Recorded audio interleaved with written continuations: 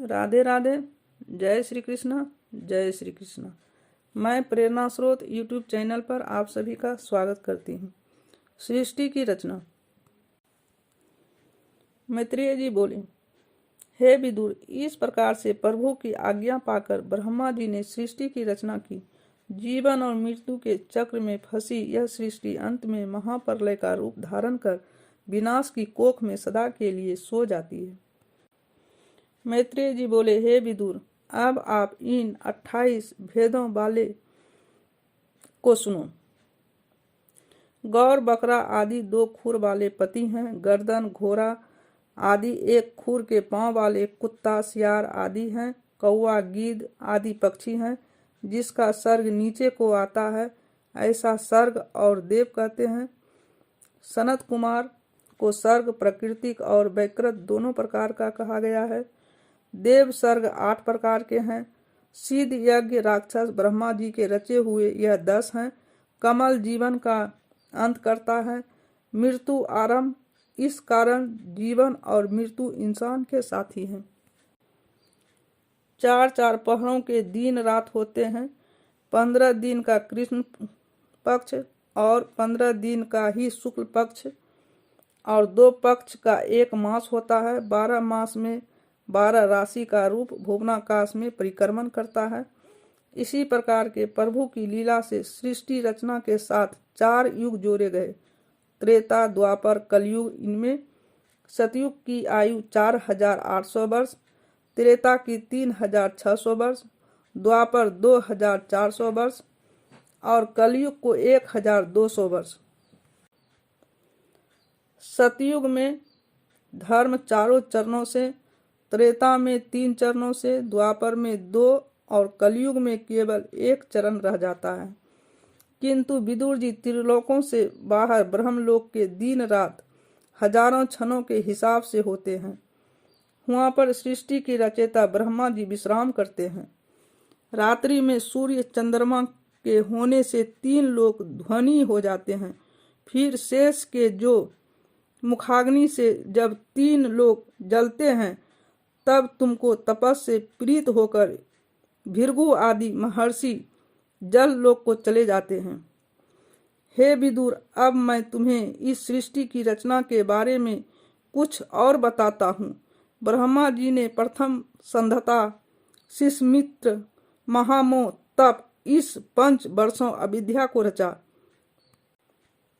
अनंतर समंतर, सनंदन, सनातन, सनत कुमार को ब्रह्मा जी ने मन में पैदा किया। क्रिया को त्याग वीर्य को ऊपर चढ़ा लिया, जिससे नोंदक ब्रह्मचारी हो गए। तब ब्रह्मा जी ने क्रोध को रोकने का उपाय किया, परंतु बुद्धि से वर्णमाला बाल स्वरूप उत्पन्न हुआ। उस देवताओं के पूर्वजन महादेव जी से रुदन करके कहा, हे विधाता, मेरा नामकरण, संस्कार और मेरे रहने का स्थान बताओ।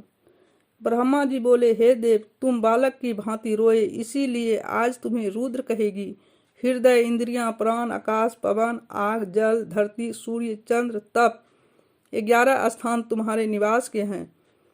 मंतु, मनु, महिमन, महान, शिव, ऋतुध्वज, उग्रवा, भक्त, काल, महादेव, घृतभर्त, यह 11 तुम्हारे नाथ हैं।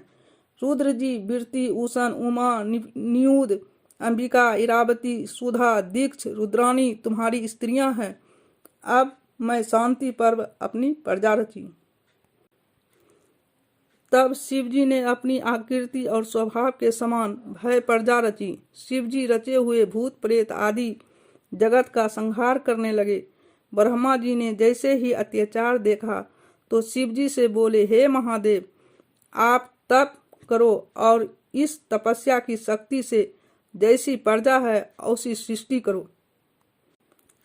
ब्रह्मा की बात सुनकर शिव जी ने तप किया। अनंतर ब्रह्मा जी ने सनातन के हेतु 10 पुत्र उत्पन्न किए। ब्रह्मा जी की गोद में नारद, अंगूठे के दक्ष, प्राण से वशिष्ठ, त्वचा से भृगु, हाथ से ऋतु, नाभि से पुलह, कानों से तुतुलस्य, मुख से अंगिरा, नेत्रों से रत्री, मन से मारीच, दाएं स्तन से धर्म और पीठ से अधर्म पैदा हुए। अधर्म से मृत्यु ने जन्म लिया, हृदय से कामदेव, भृगुटी से क्रोध, नीचे होठ से लोभ, ब्रह्मा की छाया से कदम ऋषि पैदा हुए। हे विदुर जी, इस महान कार्य की सफलता के पश्चात किसी एक भूल पर ब्रह्मा जी ने अपना शरीर त्याग दिया। फिर दूसरे जन्म में उनके मुख से 4 वेद निकले।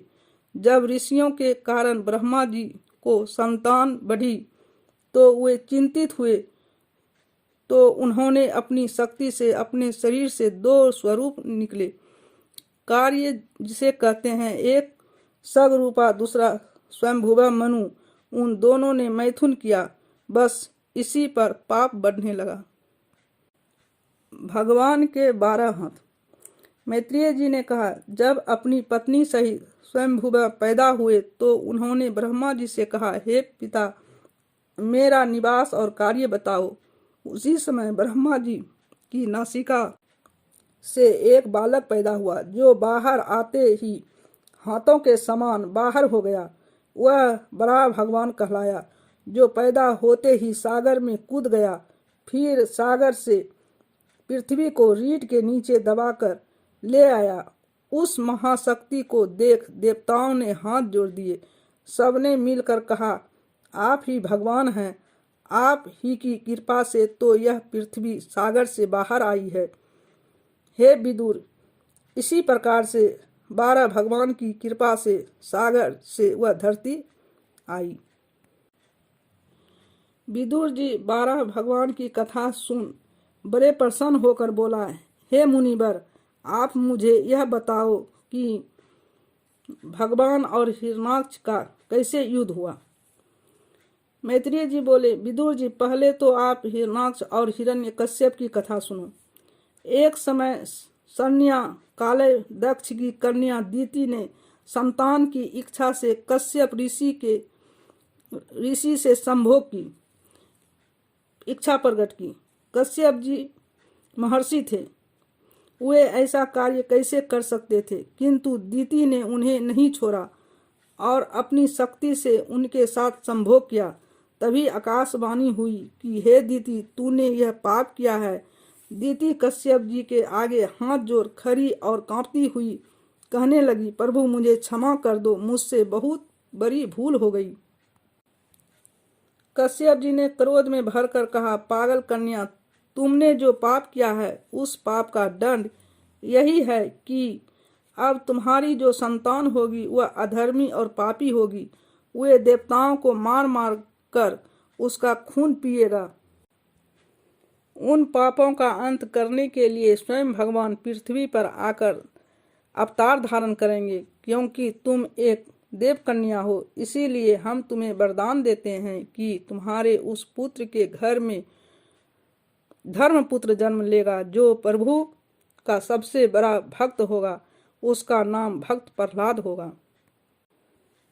2 विष्णु भक्तों को ब्राह्मणों का श्राप। अपनी कथा को आगे बढ़ाते हुए मुनि श्रेष्ठ ने विदुर जी से कहा, एक बार जब ऋषि मुनि इकट्ठे होकर वैकुंठ लोक गए तो 6 द्वारों से तो वे निकल गए, किंतु जैसे ही वे 7वें द्वार पर पहुंचे तो जय विजय नाम के 2 पागलों ने उन्हें रोका, जो सैकड़ों वर्ष की आयु होने पर भी 5 वर्ष के बालक लगते थे। उन्होंने रोक लिया। इस पर मुनियों ने उन्हें श्राप देते हुए कहा, तुम दोनों उस पापी संसार में जाकर जन्म लो जहां कामी, क्रोधी, लोभी, पापी लोग रहते हैं। जय विजय प्रभु के अंगरक्षक थे। जब भगवान ने मुनियों का श्राप सुना तो उसी समय बाहर आकर उन मुनिवरों से बोले, यह आपने क्या किया? मेरे ही सेवक को श्राप दे डाला। यह तो बहुत बुरी बात है। अब तो तुम इनको श्राप से मुक्त करने की बात सोचो। मुनिवर बोले, हे प्रभु, श्राप तो वापस नहीं हो सकता है। हाँ, आप इन्हें आशीर्वाद दे दो, जिससे यह दोनों धरती से यथाशीघ्र वापस आ जाएंगे। इस प्रकार से वे दोनों धरती पर गिरे और दीति के गर्भ में प्रवेश कर गए। यहीं से वे 2 दीति के पुत्र थे, जो महाबली और महामाया से जब यह पैदा हुए तो आकाश से आग बरसने लगी। कुत्ते आकाश की ओर मुंह करके रोने लगे। वही थे हिरण्यकश्यप और हिरणाक्ष। दोनों राक्षस होते हुए भी ब्रह्मा जी और विष्णु जी के बहुत बड़े उपासक थे। दोनों राक्षसों ने अपनी तपस्या की शक्ति से बड़े बड़े वरदान पा लिए और हिरण्यकश्यप तो अपने आप को भगवान समझ बैठा। वह चाहता था कि मैं भगवान विष्णु को जान से मार दूं, इसीलिए वह विष्णु से युद्ध करने की बात सोचने लगा। हिरण्यकश्यप का एक पुत्र भक्त प्रहलाद हुआ, जो विष्णु भगवान का सबसे बड़ा पुजारी था। हिरणाक्ष ने पाताल लोक में जाकर भगवान विष्णु से युद्ध किया। वहाँ पर भगवान विष्णु के हाथों मारा गया। हिरण्यकश्यप ने जब देखा कि उसका बेटा प्रहलाद भगवान का उपासक है, जो उसने अपने ही बेटे की हत्या करना चाही, उसकी रक्षा के लिए स्वयं भगवान आए और उसका भी अंत कर अपने भक्त प्रहलाद की रक्षा की।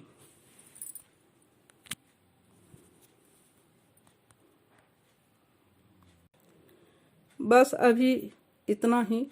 मिलते हैं दूसरे वीडियो में। धन्यवाद। हर हर महादेव, हर हर महादेव।